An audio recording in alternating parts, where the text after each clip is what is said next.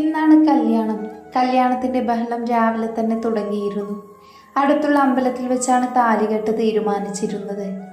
കുളിച്ച് ഈറൻ മുടി തുടച്ചുകൊണ്ട് പാറു ബെഡിലുള്ള നീല കളർ പട്ടുസാരി കയ്യിലെടുത്തു. കണ്ണാടിയുടെ മുന്നിൽ നിന്ന് സാരി നന്നായി ഞൊറിഞ്ഞെടുത്തുകൊണ്ട് അവൾ തല ഉയർത്തി നോക്കിയപ്പോൾ വാതിലിനടുത്ത് തന്നെ കണ്ണിമചിമാതെ നോക്കി നിൽക്കുന്ന സിദ്ധുവിനെ കണ്ട് അവളുടെ ചൊടികളിൽ പുഞ്ചിരി വിരിഞ്ഞു. കയ്യിലുള്ള സാരിയുടെ തട്ടം തോളിലേക്ക് ഇട്ടുകൊണ്ട് പാറു സിദ്ധുവിനെ നോക്കി പിരികമുയർത്തിക്കൊണ്ട് ചിരിച്ചുകൊണ്ട് അവളുടെ അടുത്തേക്ക് നടന്നു. ഇന്നെൻ്റെ പാറുട്ടി സുന്ദരിയായല്ലോ. അവളുടെ കവിളിൽ തട്ടിക്കൊണ്ട് അവൻ കണ്ണു ചിമ്മി. അവൾ ചിരിച്ചുകൊണ്ട് അവൻ്റെ നെഞ്ചിലേക്ക് ചായാൻ പോയതും അവൻ വേഗം പിന്നോട്ട് നീങ്ങി. അപ്പടി വിയർപ്പാ മോളെ, ഞാൻ കുളിച്ചിട്ട് വരാട്ടോ. അവളെ നോക്കി പറഞ്ഞതും പാറു കൂർപ്പിച്ചു നോക്കിക്കൊണ്ട് അവൻ്റെ നെഞ്ചിലേക്ക് മുഖം പൂഴ്ത്തി. അവൻ ചിരിച്ചുകൊണ്ട് അവളുടെ തലയിൽ പതിയെ തലോടി. ഈ വിയർപ്പിന് ഒരു പ്രത്യേകതയാ സിദ്ധുവേട്ടാ. അവൻ്റെ കണ്ണുകളിലേക്ക് വശ്യതയോടെ നോക്കിക്കൊണ്ട് പറയുന്ന പാറുവിനെ സിദ്ധു കണ്ണുകൾ വിടർത്തി നോക്കി. ഇങ്ങനെ ചേർന്ന് നിൽക്കാൻ വല്ലാതെ കൊതി വരും. അവൻ്റെ ചുണ്ടുകളിൽ പതിയെ ചുണ്ട് മുട്ടിച്ചുകൊണ്ട് അവൾ പറഞ്ഞു നിർത്തി. അവൻ ഇടുപ്പിലൂടെ അവളെ ചേർത്ത് പിടിച്ചു. അവളുടെ നേർത്ത ചുംബനത്തെ ആസ്വദിച്ചുകൊണ്ടവൻ കണ്ണുകൾ പതിയെ അടച്ചു. പുറത്തെല്ലാവരും റെഡിയായി. അബിയെയും അജുവിനെയും കാത്തുനിന്നു. മെറൂൺ കളർ ഷർട്ടും അതേ കരം മുണ്ടുമുടുത്ത് അബിയും പച്ച കളർ ഷർട്ടും അതേ കരം മുണ്ടുമുടുത്ത് അജുവും ഇറങ്ങി വന്നു. എല്ലാവരും അവരെ പുഞ്ചിരിയോടെ നോക്കി നിന്നു. ഇറങ്ങാം. കാറിന്റെ കീയും പിടിച്ചുകൊണ്ട് സിദ്ധു അവർക്ക് പിന്നാലെ വന്നു. പാറുവിൻ്റെ അതേ കളർ ഷർട്ടായിരുന്നു അവൻ്റെ വേഷം. അവന് പിറകെ എല്ലാവരും ഇറങ്ങി. ചെക്കനും പെണ്ണും ഒരുമിച്ച് ഇറങ്ങണ്ടെന്ന തീരുമാനത്തിൽ ദേവും വീട്ടുകാരും നേരെ അമ്പലത്തിലെത്തുകയുള്ളൂ. അമ്പലത്തിൽ അത്യാവശ്യം ബന്ധുക്കളെല്ലാം എത്തിയിരുന്നു. കാറിൽ നിന്നും ഇറങ്ങിയത് മുതൽ ചെക്കന്മാരുടെ കണ്ണുകൾ അവരുടെ പാതിക്ക് വേണ്ടി അലഞ്ഞു. ഹലോ മക്കൾ, നടക്ക്, അവരങ്ങ് എത്തിക്കോളും. രണ്ടുപേരുടെയും തോളിൽ കൈയിട്ടുകൊണ്ട് സിദ്ധു കളിയോട് പറഞ്ഞതും എല്ലാവരും ചിരിച്ചു. അജു കണ്ണുരുട്ടിക്കൊണ്ട് തലതിരിച്ചു. അബി അവൻ്റെ വയറിൽ ചെറുതായൊന്നിടിച്ചു. അവരുടെ കളി കണ്ട് സുഭദ്ര ചിരിച്ചുകൊണ്ട് 3 പേരെയും നോക്കി കണ്ണു തുടച്ചു. സമയമായി, പെൺകുട്ടികളെ വിളിച്ചോളൂ. പൂജാരിയുടെ നിർദ്ദേശപ്രകാരം സുഭദ്ര വേഗം അവരുടെ അടുത്തേക്ക് നടന്നു. സർവാഭരണ വിഭൂഷിതരായി മെറൂൺ കളർ സിൽക്ക് സാരിയിൽ ദിയയും പച്ചക്കളർ പട്ടുസാരിയിൽ ദേവും വരുന്നത് എല്ലാവരും വിടർന്ന കണ്ണുകളോടെ നോക്കി നിന്നു. തങ്ങളുടെ പാതിക്കരികിൽ നിറഞ്ഞ മനസ്സോടെ നിൽക്കുമ്പോൾ ഇരുവരുടെയും കണ്ണുകളും ഏറനണിഞ്ഞിരുന്നു. കെട്ടിമേളത്തിൻ്റെയും നാദസ്വരത്തിൻ്റെയും സാന്നിധ്യത്തിൽ ദേവി വിഗ്രഹത്തിന് മുന്നിൽ വെച്ച് അബിയും അജുവും തങ്ങളുടെ പാതിയെ സ്വന്തമാക്കി. കഴുത്തിൽ മഞ്ഞച്ചരട് കോർത്ത് താലി മുറുക്കുമ്പോൾ അവരുടെ നെറ്റിയിൽ ചുണ്ടുകൾ ചേർക്കുവാൻ ഇരുവരും മറന്നില്ല. എല്ലാവരും നിറഞ്ഞ മനസ്സോടെ പുഞ്ചിരിച്ചുകൊണ്ട് അവരെ നോക്കി നിന്നു. താലികെട്ട് കഴിഞ്ഞ് ഫോട്ടോ എടുപ്പും മറ്റും മുറ പോലെ നടന്നു. അമ്പലത്തിൽ തന്നെ സദ്യയും ഒരുക്കിയിരുന്നു. ബന്ധുക്കളെല്ലാം ഇരുന്നതിന് ശേഷം അവസാന പന്തി വീട്ടുകാരും എല്ലാവരും ഒരുമിച്ചിരുന്നു. ഫോട്ടോഗ്രാഫേഴ്സിന്റെ നിർബന്ധപ്രകാരം അബിയും അജുവും ദേവുവും ദിയയ്ക്കും ഭക്ഷണം വാരിക്കൊടുക്കുന്നത് നോക്കി നിൽക്കുവാണ് പാറു. തൻ്റെ മുന്നിലേക്ക് ഒരു പിടി ചോറ് നിറഞ്ഞ കൈ വന്നതും പാറു ചിരിച്ചുകൊണ്ട് തലചരിച്ചു നോക്കി. പുഞ്ചിരിയോടെ തന്നോട് വാങ്ങുവാൻ കണ്ണുകൊണ്ട് കാണിക്കുന്ന സിദ്ധുവിനെ കണ്ടതും അവൾ കണ്ണുകൾ നിറച്ചുകൊണ്ടത് വാങ്ങിക്കഴിച്ചു. നമ്മുടെ കല്യാണം അങ്ങനെയായി പോയതിൽ. അവൻ പറയുന്നത് പൂർത്തിയാക്കും മുന്നേ പാറു അവൻ്റെ കവിളിൽ ചുണ്ട് ചേർത്തു.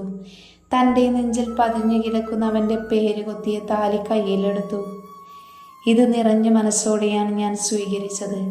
എൻ്റെ താലിയിൽ സത്യമുണ്ടെങ്കിൽ നമ്മുടെ ബന്ധം എന്നും ഇങ്ങനെ ദൃഢമായി തന്നെ ഇരിക്കും സിദ്ധുവേട്ട. അതിൻ്റെ ഇടയിൽ ഒരു മാപ്പ് പറച്ചിലിൻ്റെയോ കുറ്റസമ്മതത്തിൻ്റെയോ ആവശ്യമില്ല. അവളുടെ വാക്കുകളിൽ സിദ്ധുവിൻ്റെ കണ്ണുകൾ വിടർന്നു. അവൻ അവളുടെ കൈകളിൽ കോർത്തു പിടിച്ചു. ഇറങ്ങാനുള്ള സമയമായപ്പോഴേക്കും ദിയയുടെ കണ്ണ് നിറയാൻ തുടങ്ങി. അച്ഛനെയും അമ്മയെയും ചേർത്ത് പിടിച്ച് തേങ്ങുന്ന അവളെ പുഞ്ചിരിയോട് അഭി അടർത്തി മാറ്റി പൊതിഞ്ഞു പിടിച്ചുകൊണ്ട് കാറിലേക്ക് കയറി. ഒരു പേരിനെങ്കിലും ഒന്ന് കരയടി. അജുവിൻ്റെ കയ്യിലും തൂങ്ങി കഴുത്തിലെ പൂമാലയും നോക്കി നിൽക്കുന്ന ദേവുവിനെ നോക്കിക്കൊണ്ട് സിദ്ധു പറയുന്നത് കേട്ട് അവളെ ചുണ്ടുകോട്ടി ശാരദയെ നോക്കി.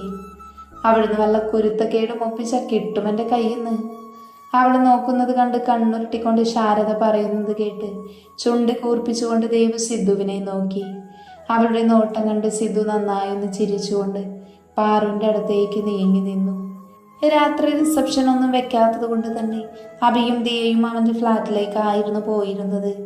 കല്യാണ ദിവസം ഇവിടെ തന്നെ വേണമെന്നത് അവൻ്റെ നിർബന്ധമായിരുന്നു. അവിടെ നിന്നിട്ട് പിന്നീട് ഇങ്ങോട്ട് വരുമ്പോൾ ഒറ്റപ്പെട്ടു പോയി എന്നുള്ള അവളിലെ ചെറിയ നോവ് പോലും അവനെ തളർത്തുമെന്ന് അവൻ ചിന്തിച്ചിരുന്നു. ദിയക്കും അത് മനസ്സിലായിരുന്നു. ഫ്ലാറ്റിലെത്തിയതും അഭി ദിയ കയറുന്നതിന് മുന്നേ ഉള്ളിലേക്ക് കയറി നിലവിളക്കുമായി വന്നു.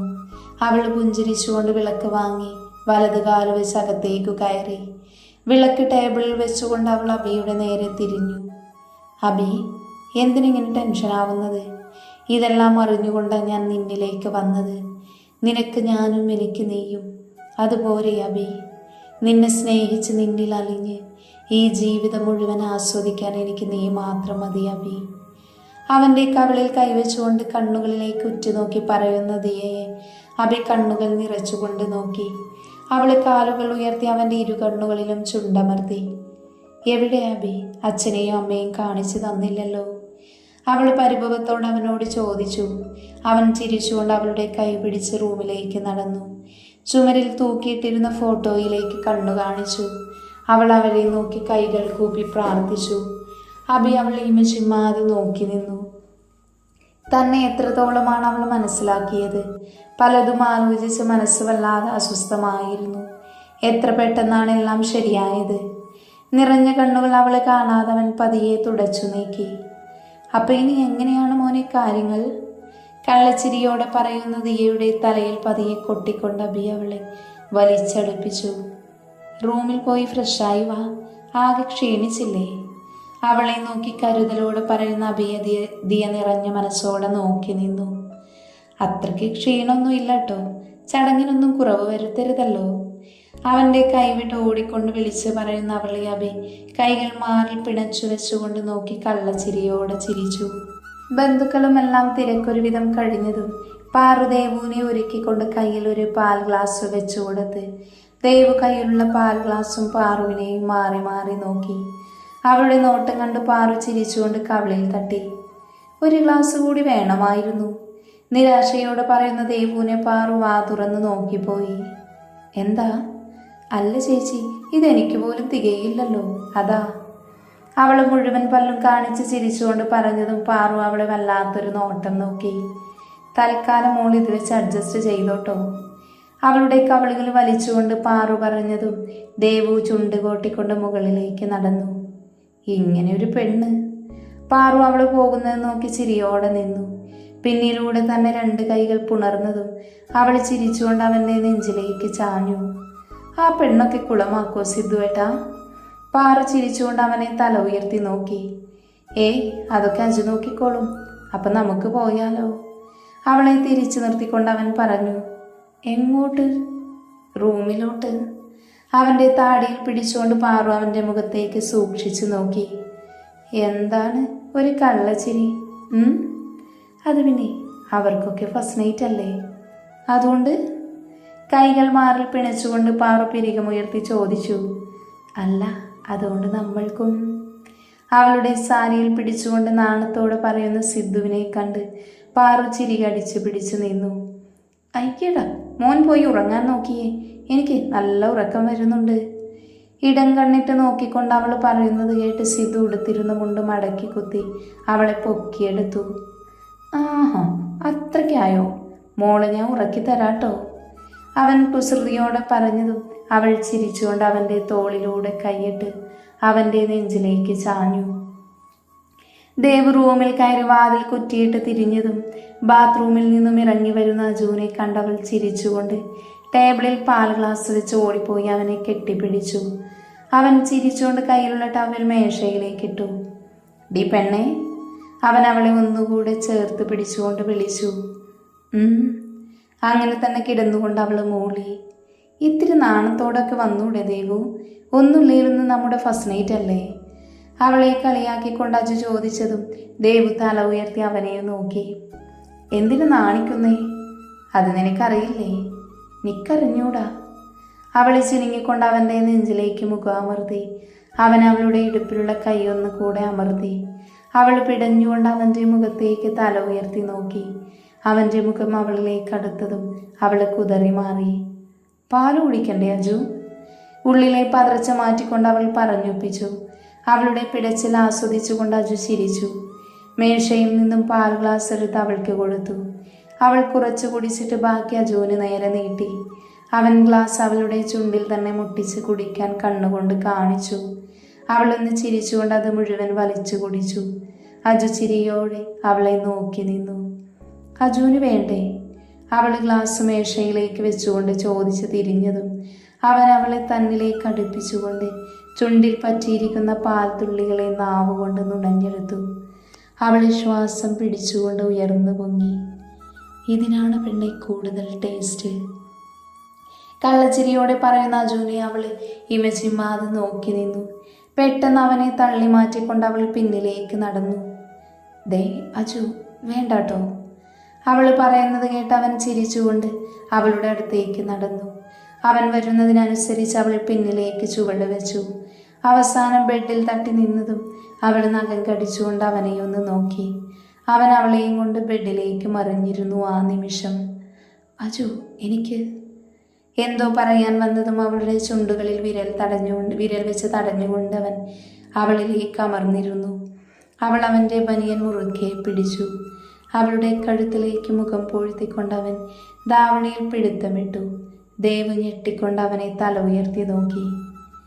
എനിക്ക് വേണം ദേവു, വേണ്ടാന്ന് പറയില്ല പെണ്ണെ. അവൻ്റെ നിശ്വാസത്തിൽ അവൾ പുളഞ്ഞുകൊണ്ട് അവനെ നോക്കി നിന്നു. അവളുടെ ചുണ്ടിലെ നാണത്തിൽ കുതിർന്ന പുഞ്ചിരി മാത്രം മതിയായിരുന്നു അവന്. അവളുടെ കുഞ്ഞു കുഞ്ഞെതിർപ്പുകൾ അവൻ്റെ ചുംബനത്തിൽ അലിഞ്ഞില്ലാതെയായി.